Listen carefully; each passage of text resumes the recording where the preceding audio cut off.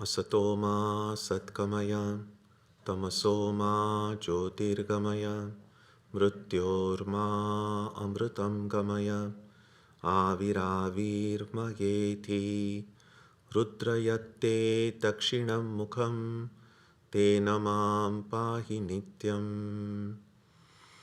May the Divine lead us from the unreal to the real, from darkness to light, from death to immortality. May the Divine Consciousness fill our hearts and protect us. So we begin today on verse numbers 11. We'll do 11 and 12 together. The last verse which we saw was this, verse 10. The yogi should retire alone into solitude, become free from expectations and possessions, and meditate constantly with the mind and body subdued. We'll find each verse in this chapter gives some useful tips for our own meditative practice. So now we'll begin with verses 11 and 12. Shuchau deshe pratisthapya sthiramasanamaatmanaha natyuchritam nati nicham chaila jinakushottaram tatraikagram manah kritva yata chittendriya kriyaha upavishyasane yunjyat yogam atmavishuddhaye. Layered with a cloth, a skin, and a kusha grass, one's seat should be placed firmly in a clean spot, neither too high nor too low. Seated on that seat and restraining the movement of the mind and the senses, one should make the mind one-pointed and practice yoga for the purification of the heart. So this verse begins with how our meditation seat should be. As it described here, it should be, layering of the seat should be the cloth on the top, then a skin, usually it's a deer skin, and a kusha grass below. And sometimes the question comes, do all of us have to kind of gather these things and do it? This was one of the ways they did it in the olden days. But it's helpful to remember that, if you go into the commentaries, they all kind of go into great detail about what is the value of kusha grass and the skin, and we don't have to go into all of that.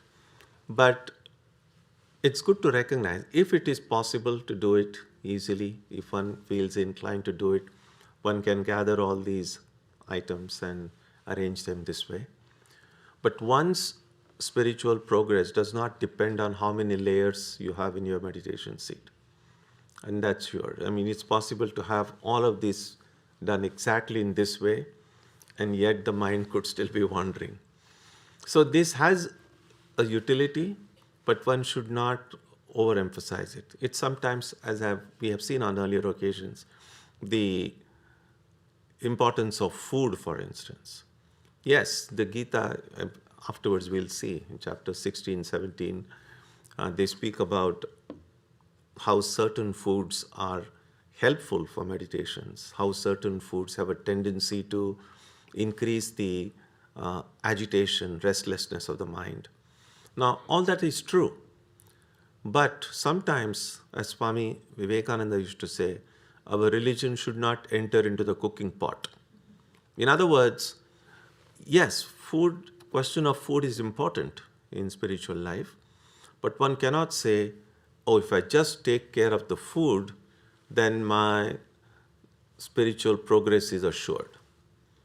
So all of these things are useful, but none of these things in isolation are sure guarantees of God realization. So layered with a cloth, a skin, and a kusha grass, one's seat should be placed firmly in a clean spot. And that's what most of us try to do anyway. Neither too high nor too low. Yeah. If it's too high and if you fall asleep, you may just fall down and hurt yourself. And too low doesn't mean, again, when sitting on the ground is fine, that's not too low. But it's not like just kind of creating, digging a pit and sitting in it. None of us does that. The idea is, don't try to do anything unusual. Just be normal. That's the idea. Seated on that seat and restraining the movement of the mind. This is the important thing. Restraining the movement of the mind.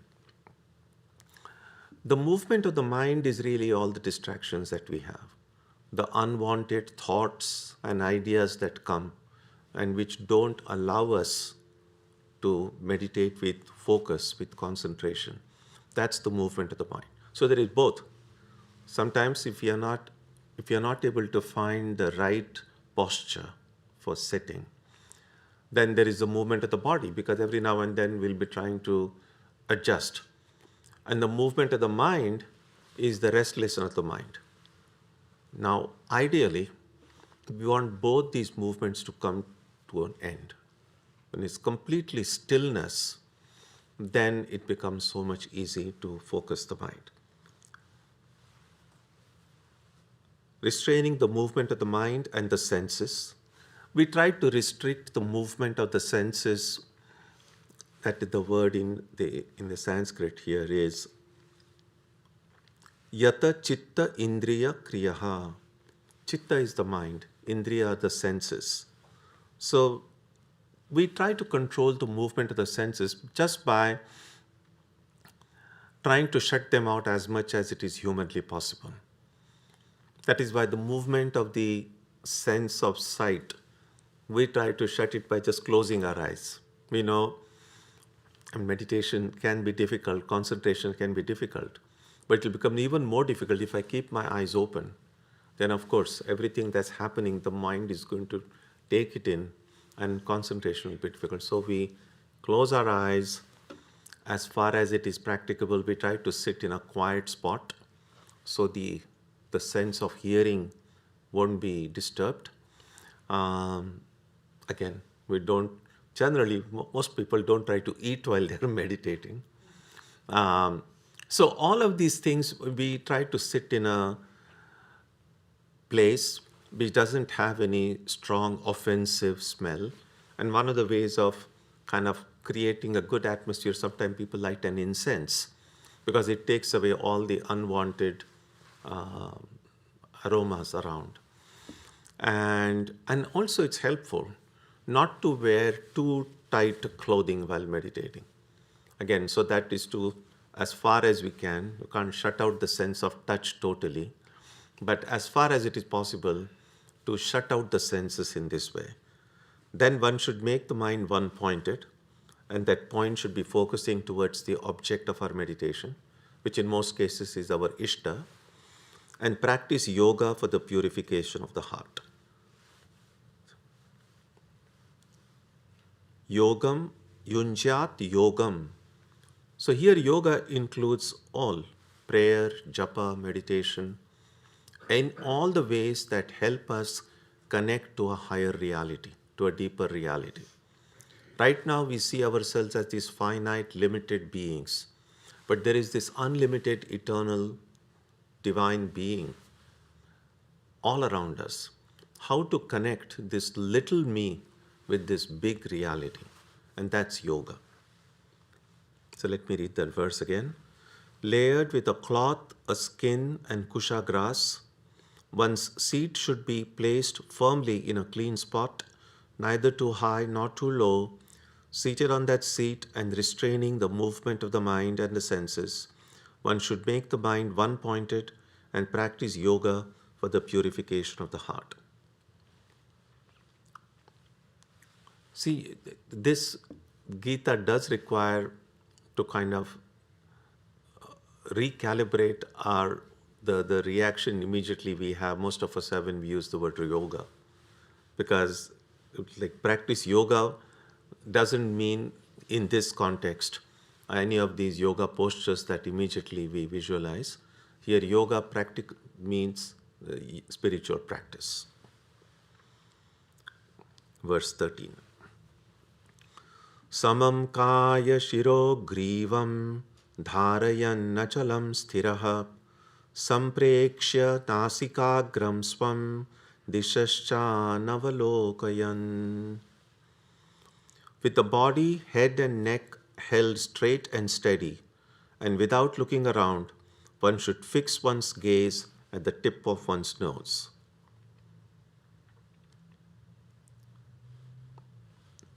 Dishascha anavalokayan, without looking here and there.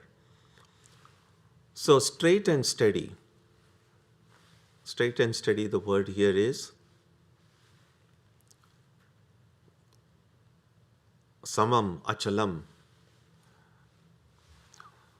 So all of our thinking kind of occurs along the spinal column. And so the more our back is held straight, the spinal column is straight, any focused activity, not just meditation, anytime we want to concentrate, it becomes so much easier. I mean, just sitting straight itself is no guarantee of concentration, but it does help. And that's why it's generally a good practice to not sit in a very rigid posture, be relaxed, but keep the back straight. And generally they advise keep the head, the shoulders and hips in the straight line. It needs to be steady. The word is steady here, achalam.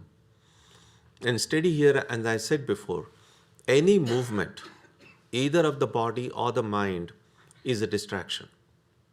Sometimes when we use the word distraction, we usually think about the mind going here and there. But the movement of the body is distraction also. That is why it is so important for every one of us to find a posture in which we are comfortable, but which we can also sit for a good amount of time without too much movement.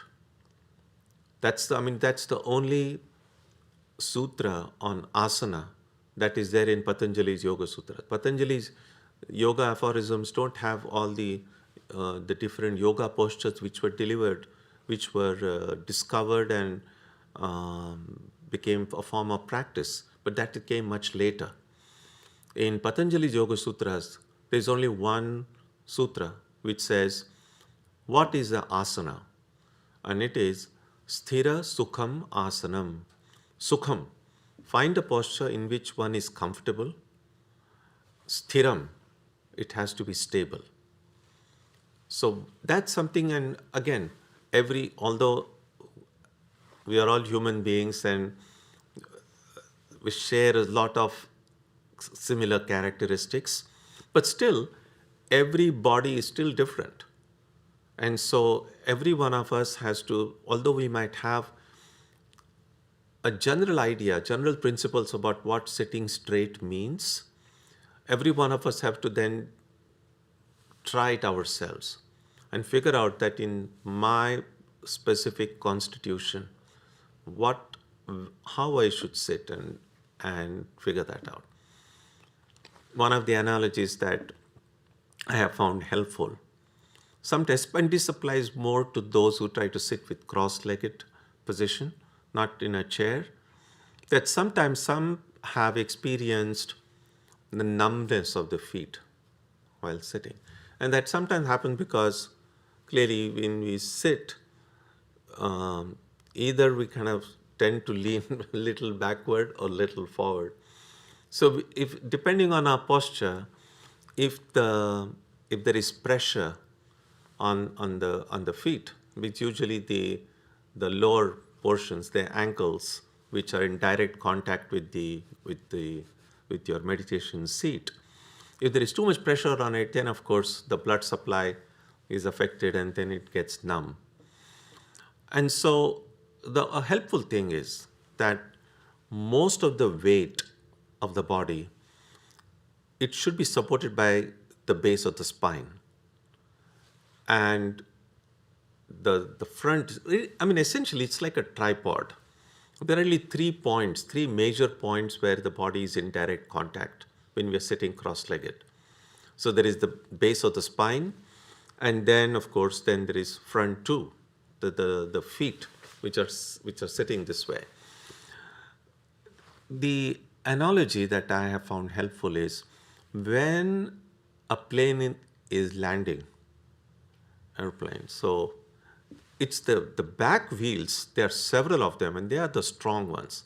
In front, there is only just one tiny little wheel. So when a plane is landing, it's like going down, but when it reaches close to the ground, the nose goes up. So the plane actually lands on its back wheels because those are really the strong ones.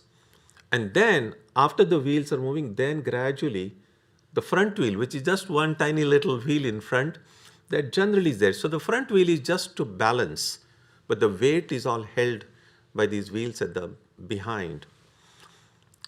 A little bit like that. When we are sitting, although it's a tripod, although there are three major points where the body touches the ground, the most of the weight should be at the base of the spine.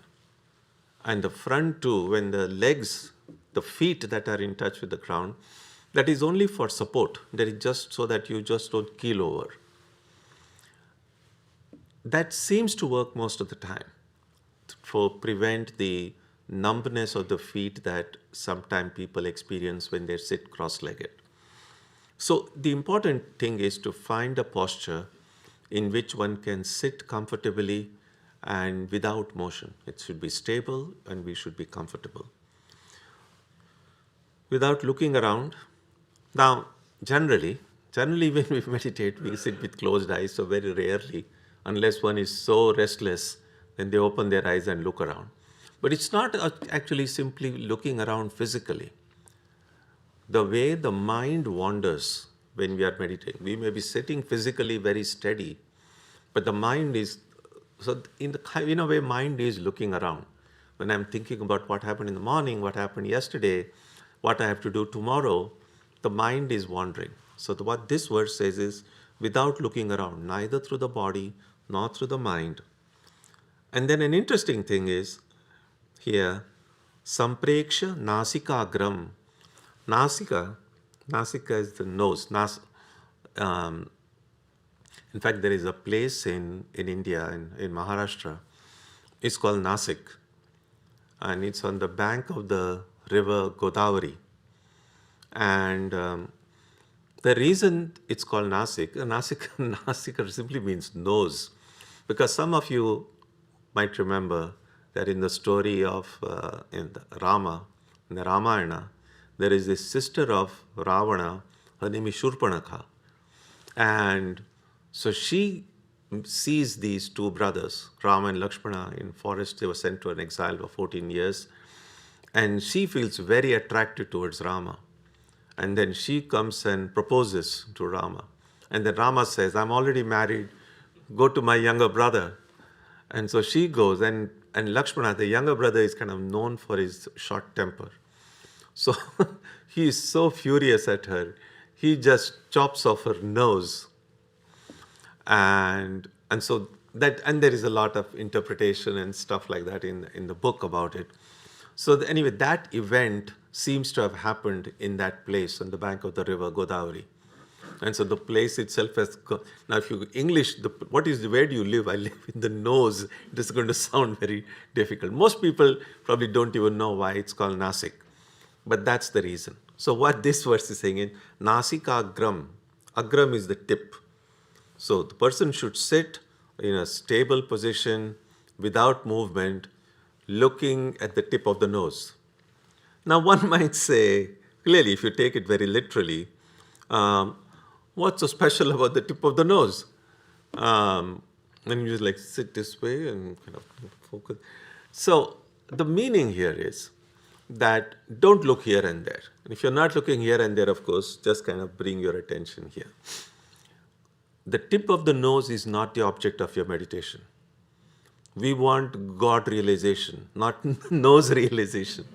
So that is to be clear. What we, in the verse 25 actually, in the same chapter, Krishna will say, focus the mind on the Atman. Atma samstham mana kritva. So the focus is on the true self, on the divine in our heart. But here is giving kind of tips that will help us. And that is, don't look here and there, just look at the tip of your own nose.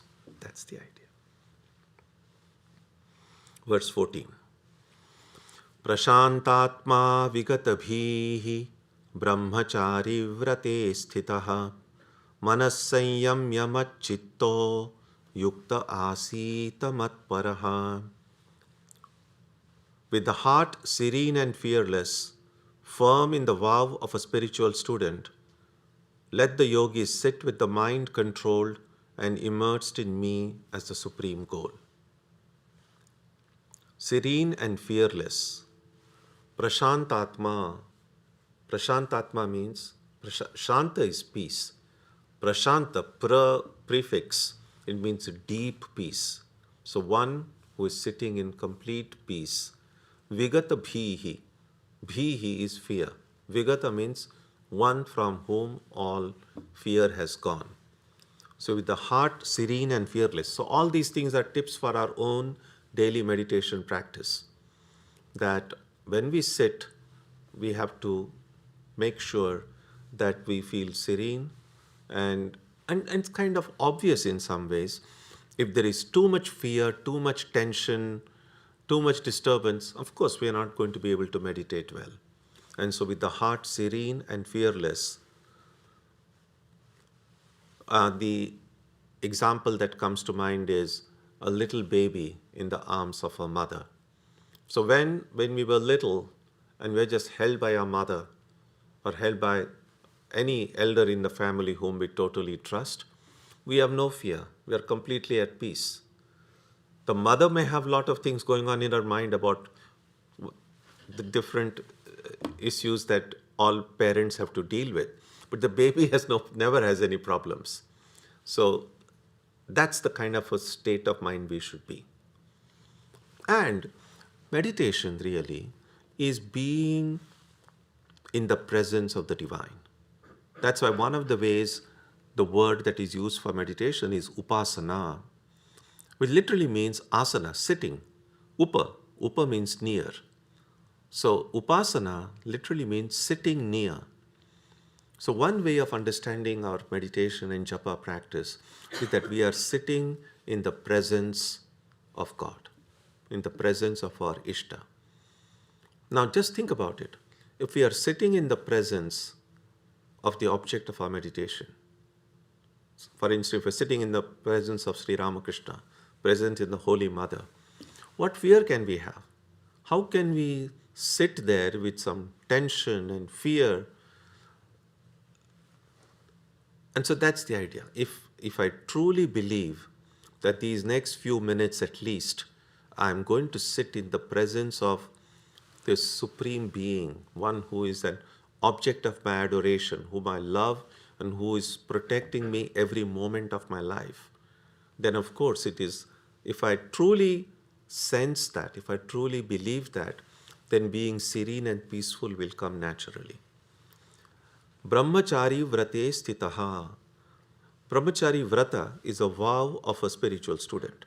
Now, the literal meaning of brahmachari means one whose mind dwells in Brahman, one whose mind dwells in God.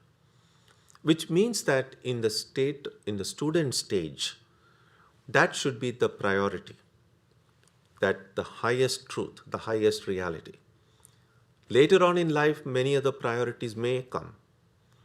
But in the state of the student stage, that should be the topmost priority.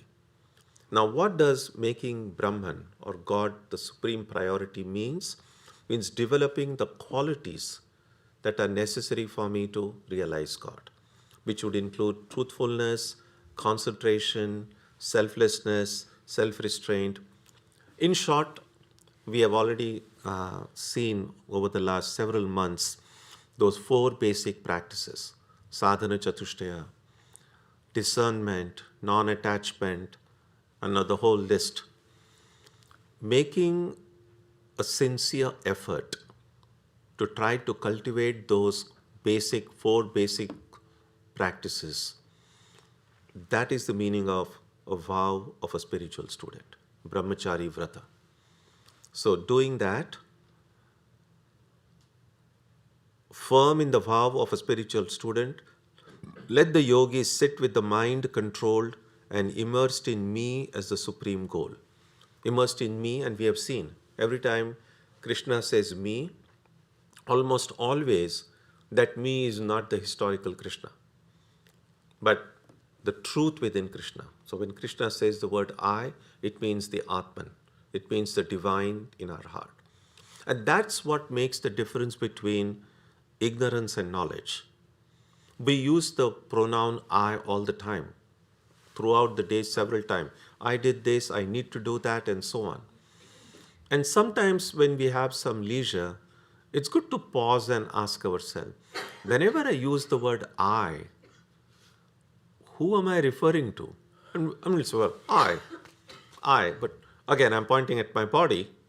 So is this who I is? And then we say, no, there is something more. I'm not just the physical body. Well, is then I means the mind? Does it mean the ego? Does it mean the intellect? All these inquiry begins. And that is what is meant by immersed in me. So when Krishna uses the word me, he's meaning that the divine within, the Atman. And we will know deep inside our hearts that we are making some progress in spiritual life if every time we use the word I, at least somewhere in a tiny corner of the heart, a little voice will say, you are the Atman. You don't have to make a big deal about it when you go about in your day-to-day activities. Maybe most people won't understand what you're talking about. You say, I'm the infinite one and fearless one. Then say, oh, you better go for therapy or something. So it's not about announcing to the world who you are, but it's just reminding our own selves who we are. And keep it to yourself. You see, if the more and more I'm reminded throughout the day that I am the Atman, or I'm reminded of my relationship with the divine, I'm a child of God, I'm a devotee of God.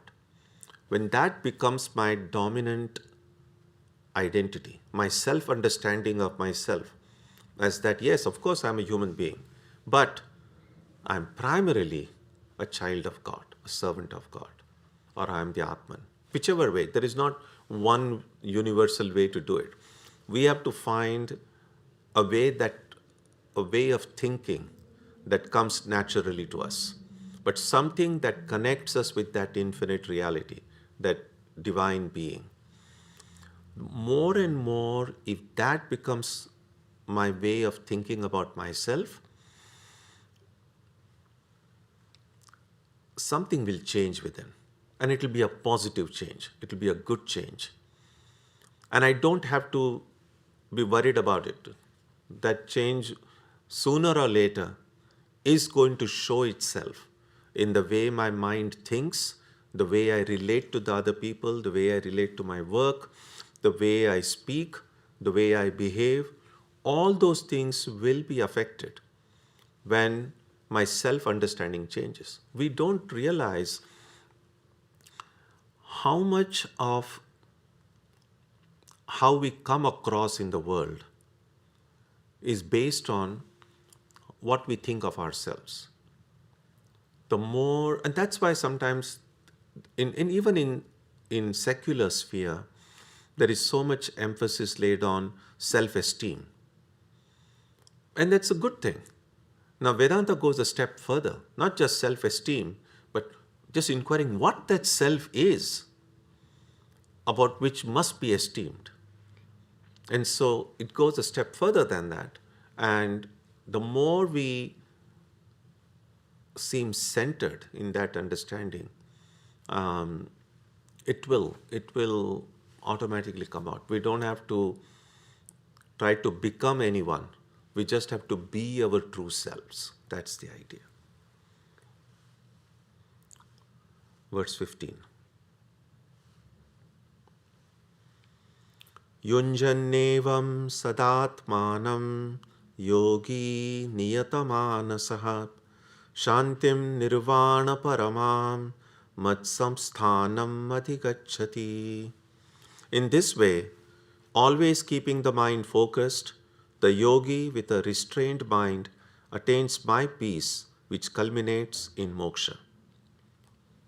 Keeping the mind focused, the word here is yunjan nevam niyatamanasaha.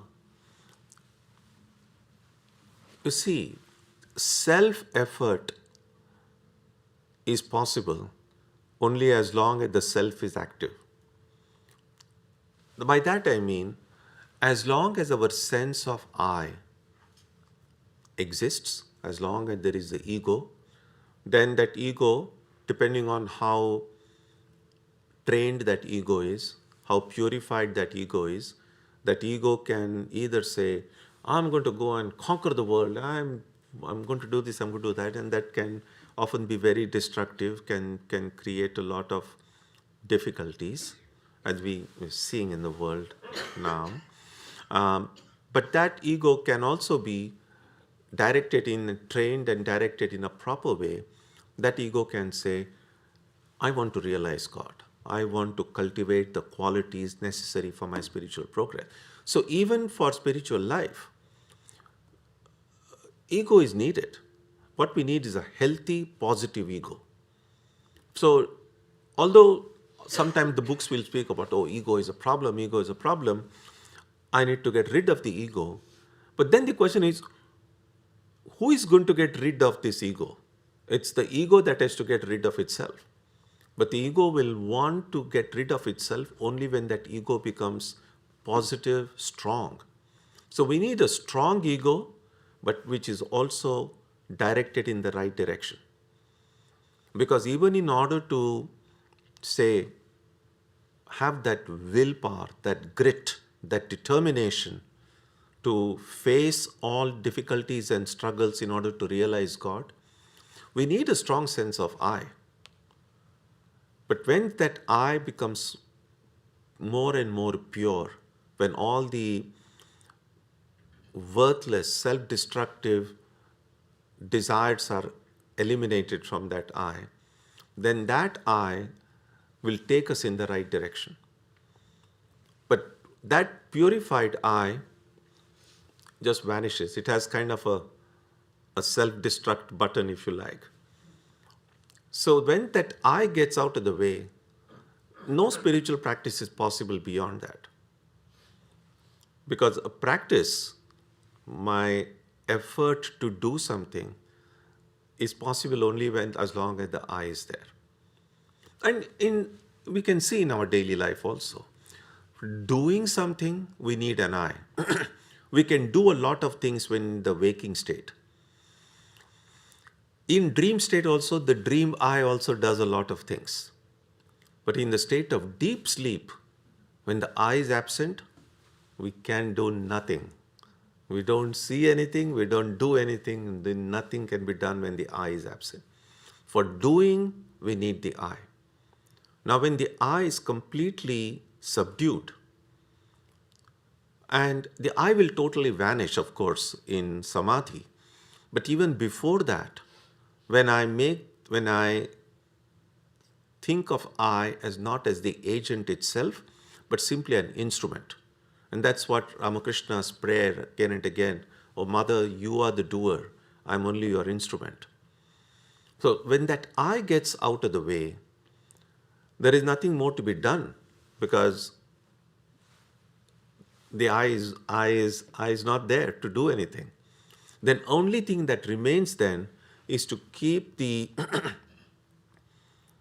the boat of our life, if you like, just facing in the right direction.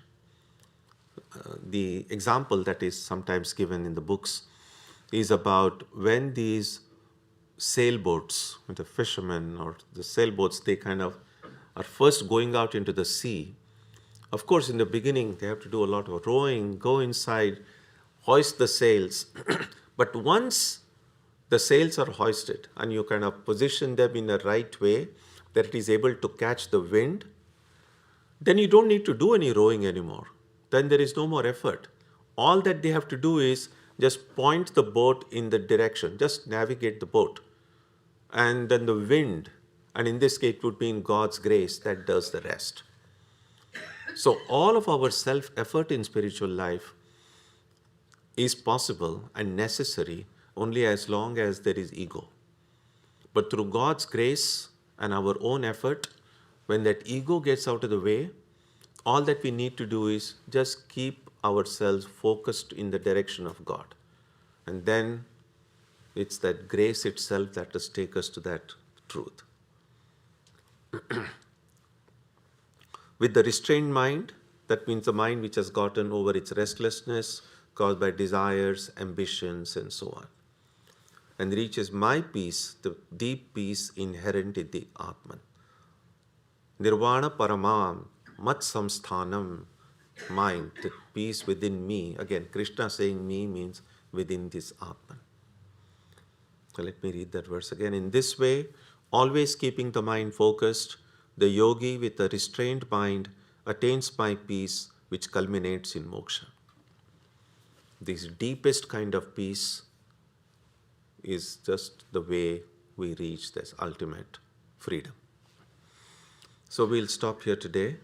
As we can see, there are so many tips about keeping the mind serene, keeping it fearless, how we should sit, what we should think, where the mind should go. All of these things, if we try to remember during our own daily practice of prayer and meditation, this will be very helpful. So if you have any thoughts, ideas, comments, questions. Namaskar, Swamiji. I have tried meditation in various approaches over the years. Have a couple of questions about the posture and mechanics, and then also about the impact, which might either illustrate that what I'm doing is part of a acceptable practice, or maybe it's like, no, you're really not doing it. So the first one is as far as posture is concerned.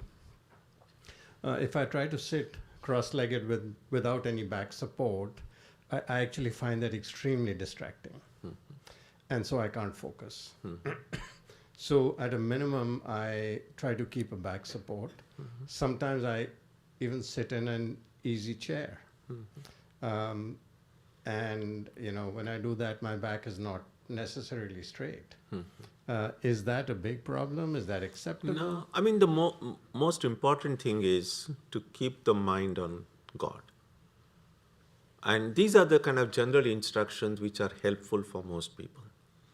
Now, of course, there could be a lot of reasons where if we are not accustomed to sitting straight, or there could be some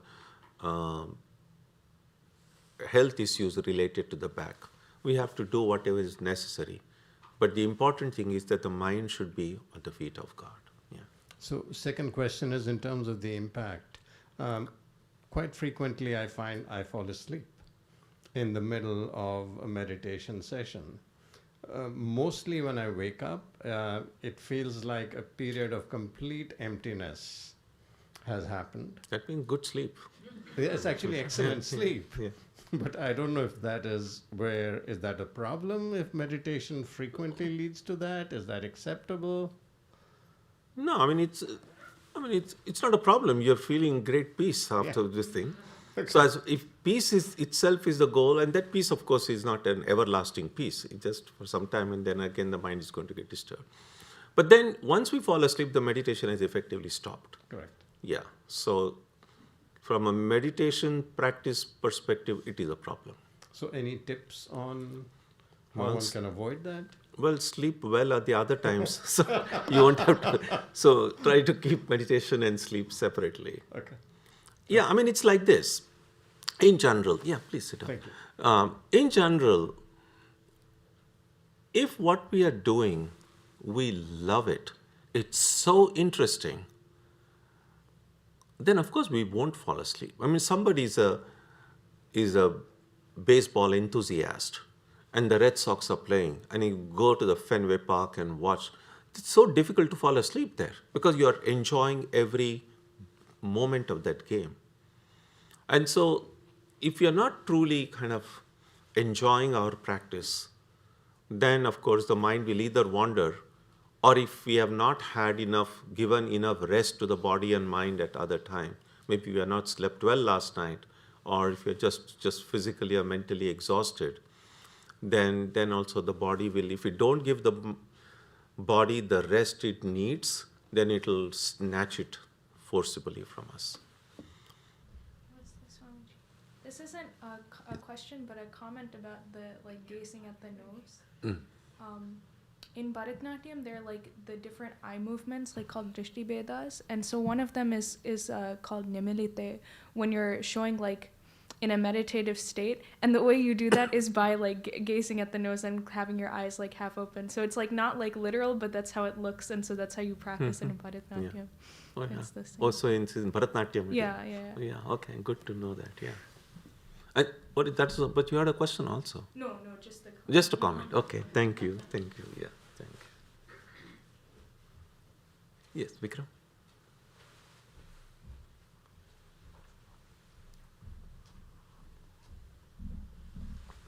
Hari Om Swamiji.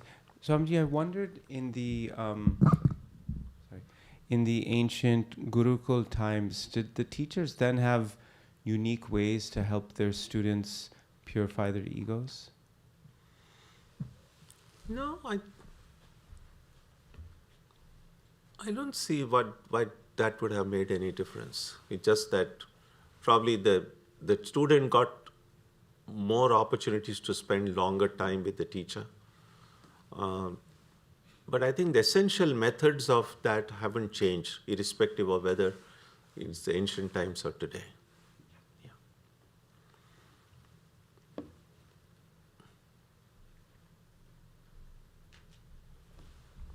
Good evening, Swamiji. My question is a leftover from last week.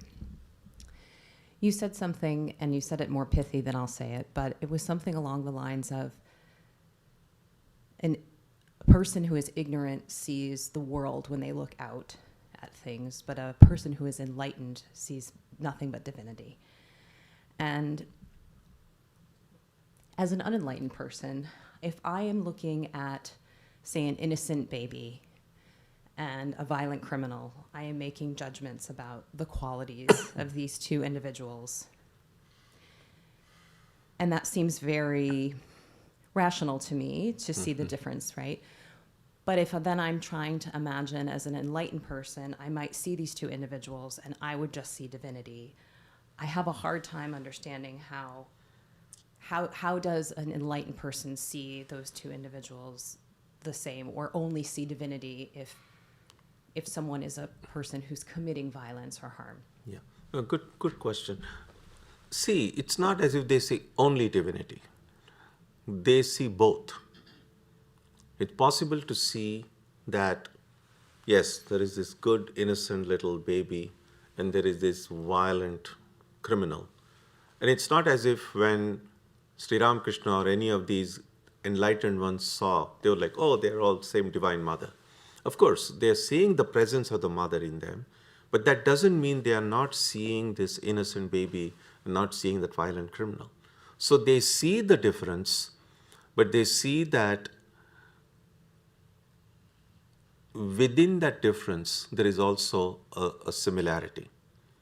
The example that sometimes give is, sometimes for little children, there are these cookies which are different shapes. I mean, there is a rabbit, and there is all these different animal shapes. But essentially, the dough is the same. The same cookie, the material is the same. But sometimes when we are little children, it's like, no, I want that elephant. I want this. And they might see this as a very different thing. So when we look at those cookies, we are able to see the different shapes in those cookies. We are able to see this is an elephant-shaped cookie, and this is this, and so on. But as adults, most of us also know, no matter which cookie you eat, it's going to taste the same. That's the idea.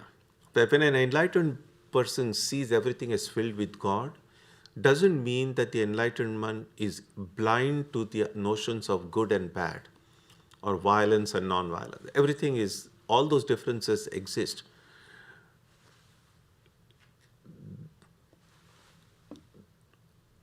to kind of take another example, let's say if someone goes to watch a movie, and then in a movie, depending on whatever story that movie is depicting, there are good characters, there are bad characters. So there are some actors playing the role of really wonderful people, and some actors playing the role of villains and terrible people. Now, let's say those actors are also at the show. They've come, maybe it's a premiere show and so on. And so you go there. And of course, as the role that they are playing in the movie, you are able to see this is the bad person, this is the good person. But then you meet those actors after the show. And now the actor who has played the role of a bad person in that movie, an unenlightened person in a secular sense will think, this is really a bad person, I don't want to talk with him. But a little bit of enlightenment here would mean, yeah, he played the role of that bad person. But that it doesn't mean that this person, I mean, he could be a bad person, but not necessarily a bad person. So just as the true identity of the actor is that actor's identity, and the role that is being played in a movie is just a role, that's how I imagine an enlightened being will see.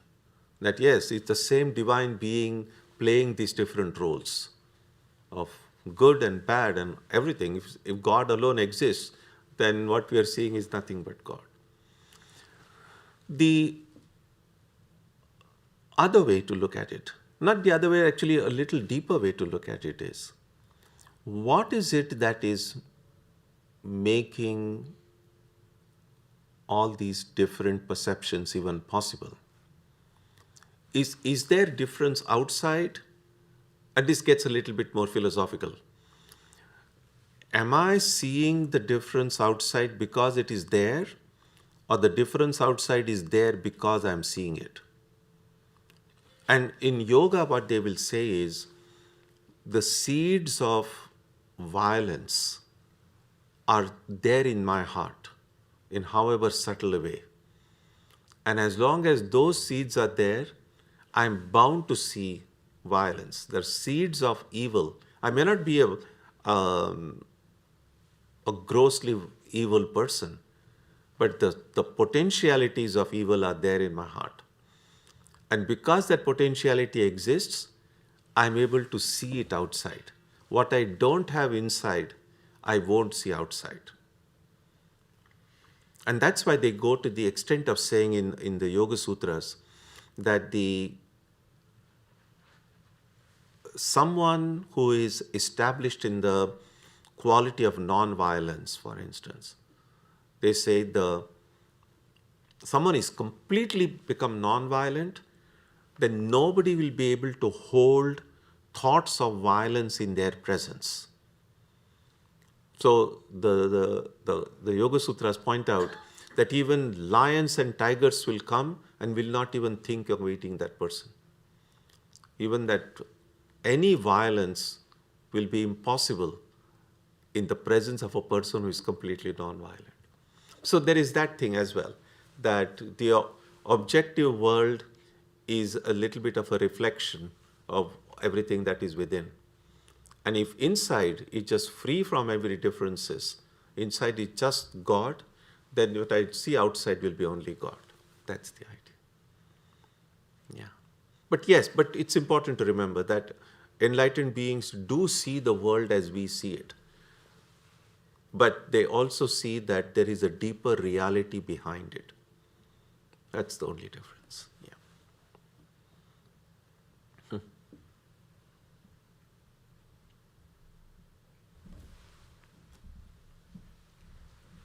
Why don't you teach that, like, we should, when we're feeling a lot of things, we should channel that towards, like, our creative imagination. Mm-hmm. So when we do create, like, what is it that we're doing? Whether it's, like, art or painting or music or what have you, like, I guess, I'm trying to understand is are we producing Maya? Like, what is the relationship between the things we produce, and obviously, like, people are consuming them, and then, like, you're not trying to trick them or anything. You want to show them the truth through whatever it is you're doing. So, I don't know how to frame it, but, like, what are you supposed to do? Is it like, are we like illusionists, or is there a way to use Yeah, so art the to tell Gita says, please sit down. The Gita says that there is a verse in the Gita which says, Yatah pravrittihi prasruta purani tameva chadyam purusham prapadye. So the idea is that all creative impulse comes from God. God is the creator. And sometimes where our ego gets in is this. We think, well, God created the world, and now the rest of the things now we have to create. And so, of course, and there is a lot of creative activity occurring. People write books, they do paintings, they make all these different gadgets. I mean, there's so much creativity all around in different fields. Now, what the Gita is saying is, all of that creativity is really God's. The creative impulse is only God's. But it's not God coming down and making everything. It's being done through us. Now, if we truly knew and experienced that I'm only an instrument, then I may do a lot of creative work, but I will not even feel that I did it, that it was done through me. But most of us, we do something and of course I did it. And I did it, and because I feel I did it, then I'm affected. If people are happy, they praise me, I feel happy. If people criticize it, then I feel offended. Because I feel I did it, and this I is affected by praise and blame. But if I'm only an instrument, then it's the one who did it should get the praise or blame. And so the more we recognize at some point or the other, every devotee, every spiritual seeker will see that every time we have a sense of achievement, even if it's a lot of good that's done, that's still a problem from a spiritual standpoint. It still means I'm kind of boosting my ego. And while this might, sometimes from a worldly standpoint, that might spell success, but from a spiritual standpoint, it's actually taking me away from my true nature. So the more we feel I haven't done anything, that God does everything. Again, this is not something you have to announce to the world. So if you do some good work at your workplace and you get some award for it, accept it. Just tell yourself, God did it. Don't go and tell your boss, I didn't do it, God did it. I mean, some people might understand, but it's good to kind of keep these things to ourselves. But it's good to know, irrespective of how others take it to be, but we should have a clear understanding within our heart. That's the only thing. Yeah. Yes.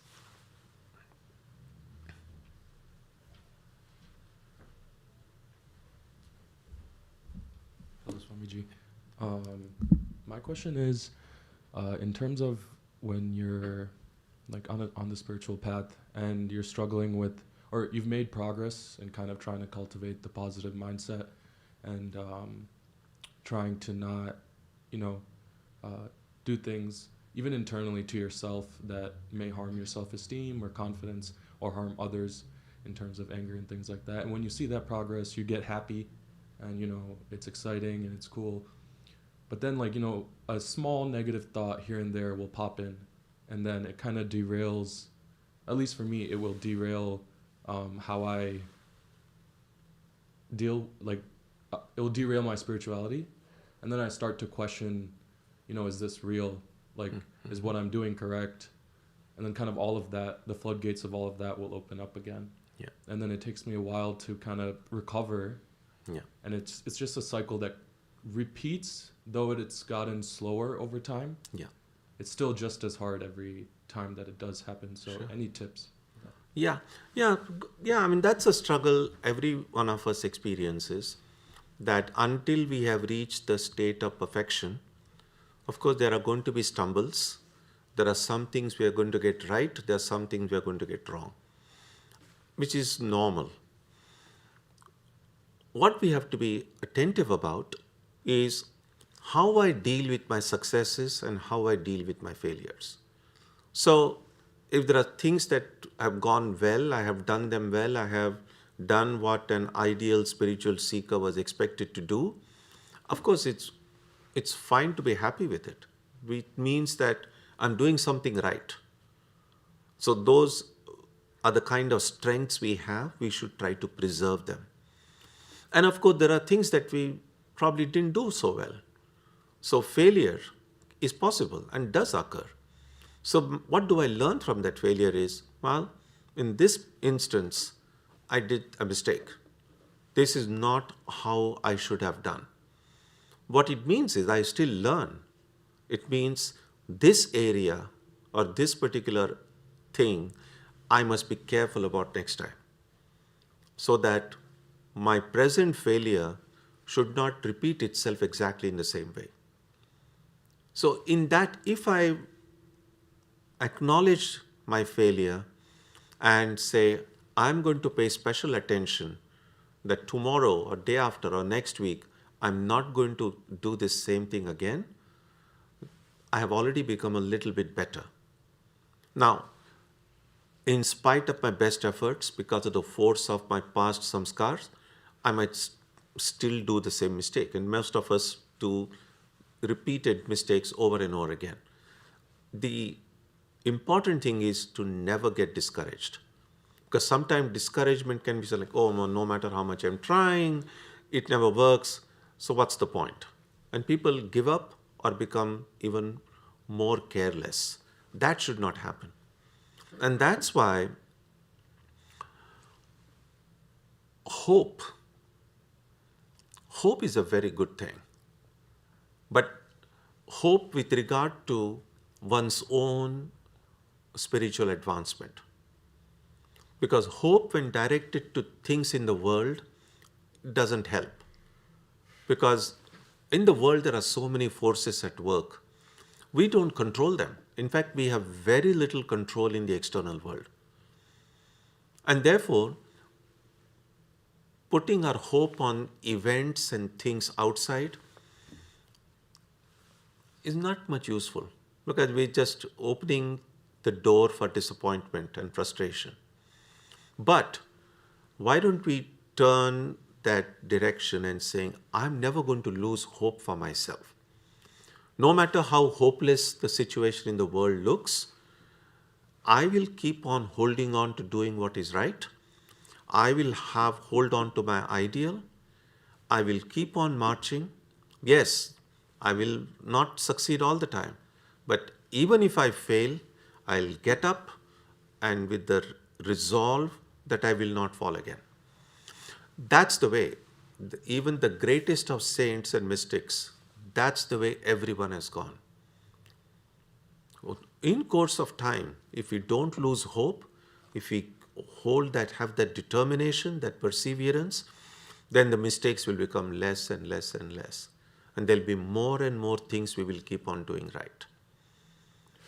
And so it's a struggle, but it's an unavoidable struggle.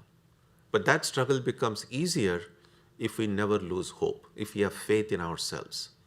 That is why Swami Vivekananda used to say, first have faith in yourself and then in God.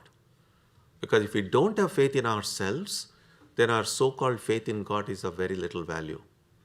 And so have that faith, yes. And for a devotee who thinks that I'm not alone in this fight, I'm not alone in this struggle, that the divine being, oftentimes one's own Ishta, is always by my side, helping me, supporting me. Just like a baby who is holding the hands of her parents He's never afraid. He said, my parents are there with me. They will do everything. So even when we grow up, we have that little bit of a awareness that God is the Divine Father, the Divine Mother. And I am still, no matter how old I may be physically, I am still a baby in the arms of the Divine Mother. If that remains strong, in a theistic sense, more philosophically, one can say, well, the body and mind are only coverings. I'm the infinite Atman. And an Atman has then no reason to be afraid of anything. Either way, whichever way comes naturally to us, we always have to keep that lamp of hope and grit and determination always alive. And such are the people who will always succeed. That's why Vivekananda was very, oftentimes he used this, quoted from the Upanishads, Nayam Atma Balahinena Labhyaha. This Atman, this truth, the divine, cannot be reached by the weak. We have to be strong. And strong is not just the biceps, not just going to the gym, but strong nerves, that we are able to take all the ups and downs in our life in our stride. And each of us has that strength. None of us is weak. The strength comes straight from our own divine nature. All that we need to do is never forget it and tap into it. That's the thing. Yeah, so just hold on. Swami Vivekananda's one poem is there. Hold on yet a while, brave heart. Read that. It's very, very inspiring. Yeah. So we will stop here today. And then when we meet next week, we'll begin with verse number 16. Om Jananim Saratam Devim Ramakrishnam Jagadgurum Padapadme Tayo Shritva Pranamami Muhurmuhu.